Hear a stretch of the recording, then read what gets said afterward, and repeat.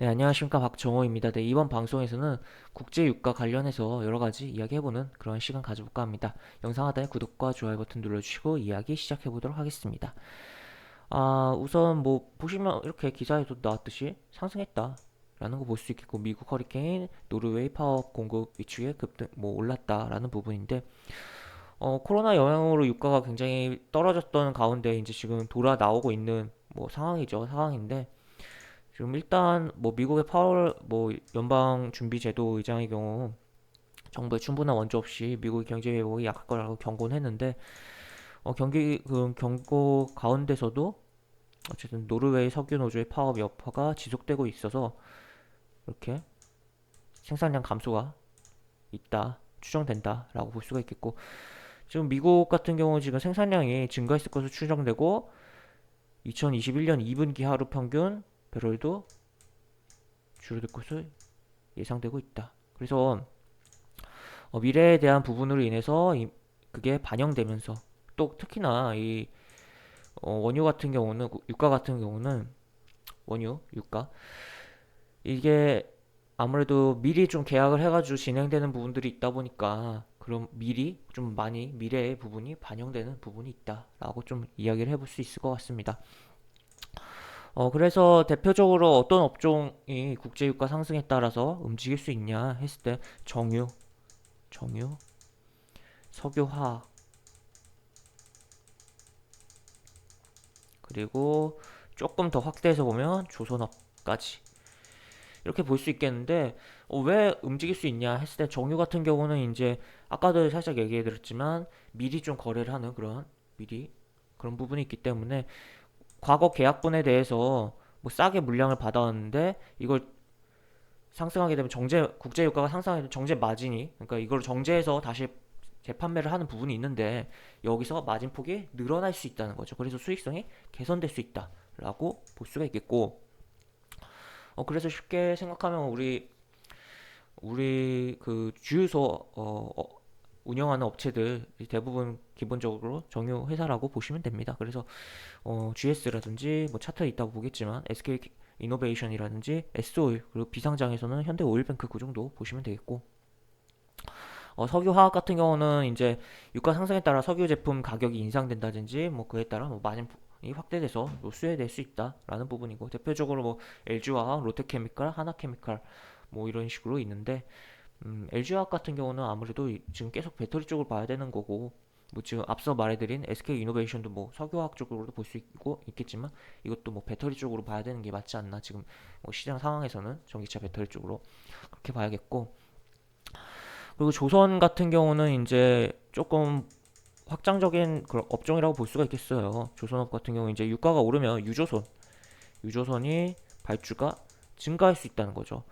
근데 이게 어쨌든 당장 뭐 수주한다고 하면 뭐 당장 주가에는 좀 영향을 줄 수 있지만, 이게 어쨌든 실적에는 진행률 기준으로 이렇게 반영이 되는 거기 때문에 그런 부분은 좀 생각해 봐야겠고, 일단 지금 해운 좀 물동량이 늘어나서 그런 부분에 대한 뭐 컨테이너선 발주에 대한 부분도 조금 생각은 해봐야 되는 업종이다 라고 보시면 되겠습니다.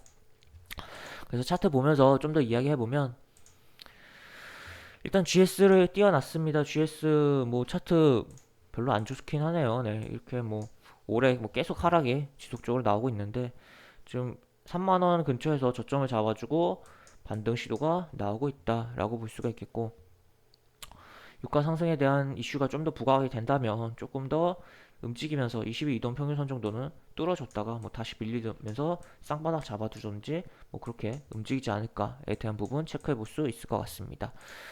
그리고 SK 이노베이션, 뭐 SK 이노베이션이나 뭐 LG화학 같은 경우는 아까도 이야기했지만 시장 상황상 전기차 배터리 쪽으로 보는 게 오히려 유용하다라고 볼 수 있겠는데, 어쨌든 유가 관련해서도 뭐 변동성 좀 줄 수 있으니까 좀 살펴보면, 지금 뭐 완전 다르죠. GS랑 또 배터리 쪽으로 움직였던 게 많아서, 여기 급등했던 시세가 나왔던 이 자리까지 밀렸다가 조금 기술적으로 움직여주고 있는데, 조금 확대해서 보죠. 지금 뭐 수급이 그렇게, 뭐 매매 동영상 보면 뭐 기관이 4일 연속 매도를 하고 있고, 외국인도 어제 매도를 해서 뭐 그렇게 썩 괜찮은 상황은 아닌 것 같네요. 네.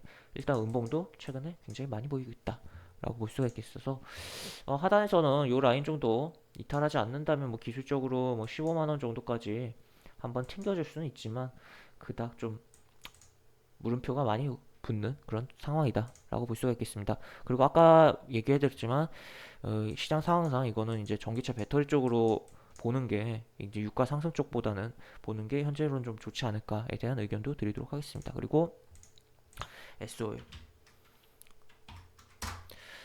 SO일 네, SO일도 뭐 GS처럼 뭐 주가가 빠지고 있는데 얘 같은 경우는 3월에 일단 저점 찍었어요. 얘는 찍고 이렇게 반등이 나오고 있고 그리고 다시 떨어지면서 저점이 아직 요 저점을 깨진 않았다라고 볼 수 있겠고 이게 좀 대칭이 좀 안 맞긴 한데 이런 식으로 쌍바닥으로 될 수도 있다라는 것도 생각을 해보셔야겠고 일단 여기 요 양봉 최근에 나온 거 요거 좀 요 캔들을 조금 중요하게 보면서 봐야 되지 않을까 싶고 이날 매매 동향 보여드리면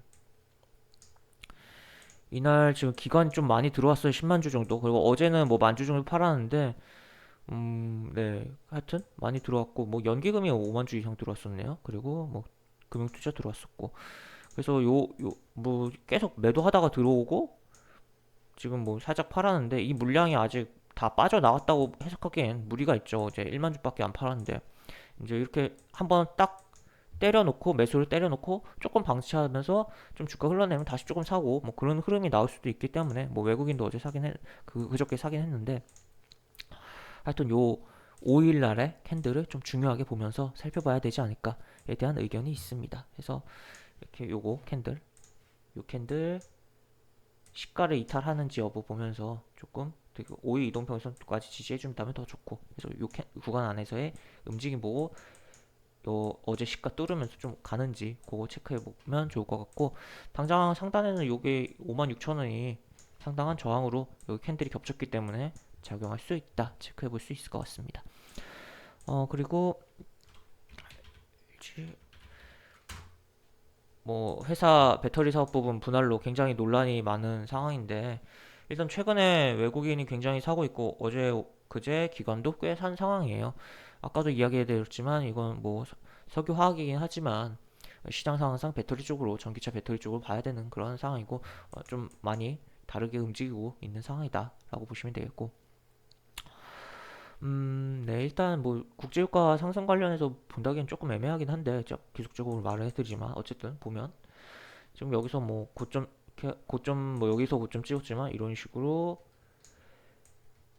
헤드앤숄더라는 고가 패턴이 나오긴 했어요. 그리고 무너져 내렸는데 수급적으로는 지금 매수세가 붙으면서 돌아와 주고는 있는데 글쎄요 좀 애매해요. 굉장히 애매하다고 볼 수가 있겠고 이렇게 수급적으로 들어오고 있는데 지금 뭐 단기 트레이딩 관점으로 조금 음, 보야 되지 않을까. 그렇지만 뭐 아무래도 덩치가 크기 때문에 탄력이 그렇게 센 종목은 아니라 좀 애매하다. 저는 그런 입장을 갖고 있고 기술적으로 본다면 뭐 70만 원 선까지는 좀 만약에 5일 이동평균선 및뭐 10일 이동평균선 이탈하지 않는다면 조금 올라가 줄 수 있지 않을까 그런 종목이라고 보시면 되겠습니다.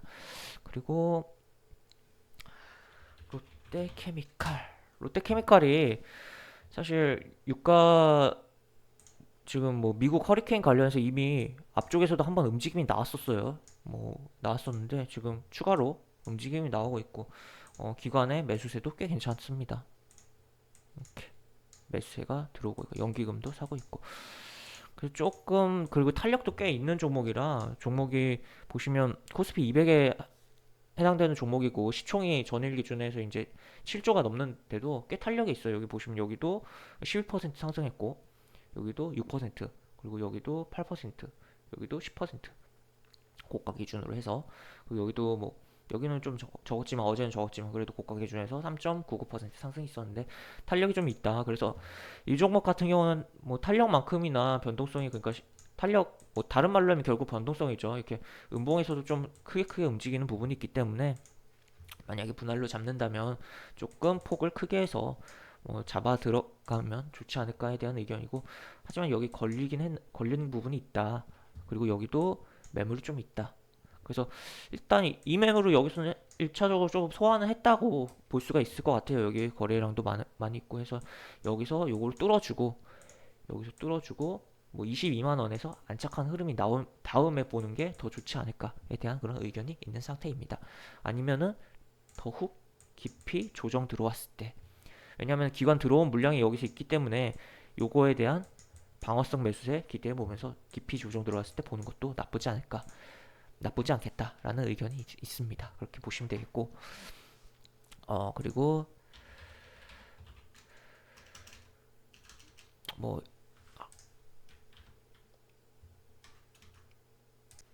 한화 케미칼, 지금 이름으로는 한화 솔루션 되겠죠. 얘는 이제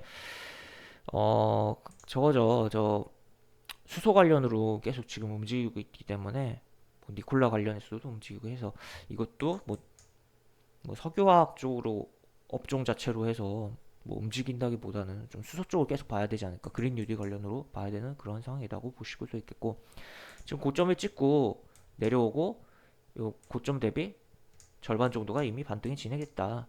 그래서 한번 이렇게 꺾였다가 이렇게 턴해줄 가능성도 있거나, 또 니콜라 주가에 따라서 좀 영향을 테마성으로도 받을 수 있는 상황이다. 그 정도 체크해 볼 수 있겠습니다.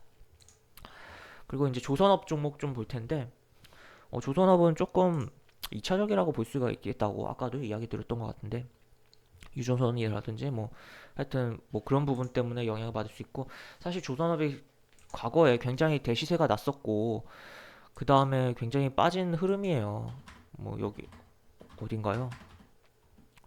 뭐 한진중공업으로 보기엔 좀 애매한데, 하여튼 뭐 지금 뭐 이런 식으로 얘는 지금 또 약간 따르고 빠르고 움직이고 있어요. 조선업이랑 또 다르게 한진중공업은 그렇게 진행되고 있고, 다른 종목으로 보는 게 더 나을 것 같은데, 한국조선해요. 이걸로 볼까요? 과거에 여기죠, 여기 대시세가 거의 두 차례 가량이 나왔어요. 나온 다음에 지금 뭐 어떻게 보면 계속 죽쓰고 있다. 죽쓰고 있는 그러한 주가 흐름이다라고 볼 수가 있겠고, 이러한 대시세 이후에 어떻게 보면 후폭풍이 아직도 여전히 있는 상황이다라고 볼 수가 있겠습니다. 지금 뭐 업황 자체도 그렇게 썩 좋지는 않지만 어쨌든 유가는 올랐고, 지금 물동량이 해운 쪽에서 늘어나고 있어서 지금 조금씩 업황 개선될 가능성은 있는데, 가능성이 있고 뭐 그 개선되고 있다라는 소식들이 조금씩 들리고는 있는데, 어쨌든 좀 그렇게 좋은 업황을 갖고 있는 상황은 아니지 않나라고 볼 수 있고, 유가 관련해서 조금 움직인다고 해도 뭐 크게 뭐 많이 움직일 가능성은 적지 않을까에 대한 의견이 있고, 일단 기술적으로만 보는 게 낫지 않을까에 대한 의견이 있습니다. 그래서 지금 뭐 한국조선해양 같은 경우는 뭐 8만 원 선 이탈하지 않는다면 뭐 이런 데까지는 뭐 기술적으로 움직일 수 있고, 뭐 더 가면 여기까지도 갈 수 있지 않을까에 대한 의견이 있고, 그리고 삼성중공업은 또 뭐 좀 약간 매수세가 강하게 뭐 기관이나 외국인 들어오면 조금 탄력 있게 움직이는 조선 업종 중에서의 그런 종목이긴 한데, 지금 뭐 여기서 좀 이평선이 밀집해 가고 있긴 하지만 캔들이 하단에 있다. 물론 지금 수급이 좀 개선되고 있는데, 여기 보시면 이렇게 들어왔다. 근데 이게 기관은 다 빠져나갔다 다시. 그리고 외국인도 사실상 들어온 거 그대로 다시 빠져나갔다라고 보셔도 되는 상황입니다.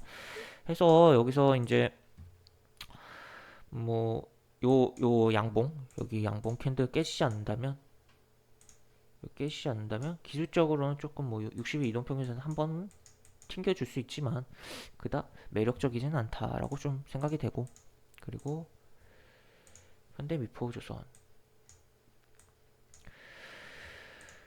뭐 얘도 뭐 비슷하죠, 차트.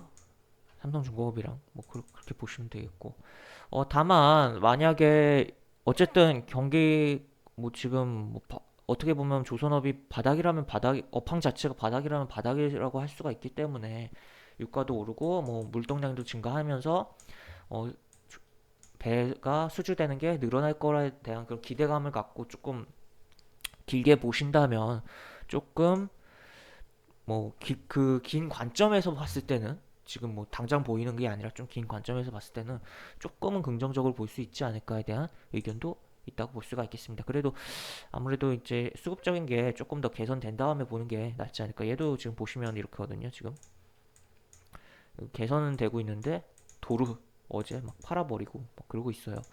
하여튼 그런 거 참고해 보시면 되겠고, 대우조선해양 얘도 뭐 차트 지금 삼성증권, 현대미포조선 뭐 똑같죠. 거의 똑같게 움직이고 뭐 요런데 중요하게 볼 수 있겠고, 상단 뭐 요런데 중요하게 볼 수 있겠다라는 점 체크해 드리도록 하겠습니다. 그래서 지금 결론적으로 유가 상승했을 때는 정유, 석유화학, 조금 더 나아가면 조선업 이렇게 볼 수 있다는 점 체크해 드리겠고, 그 대표적인 종목들 쭉 살펴봤습니다. 뭐 그렇게 썩 땡기는 종목은 개인적으로는 없는데 어쨌든 이렇게 볼 수 있겠다라는 점 체크해 보면 좋을 것 같고, 약간 유가 상승했을 때 테마성을 움직일 수 있는 게 흥구석유.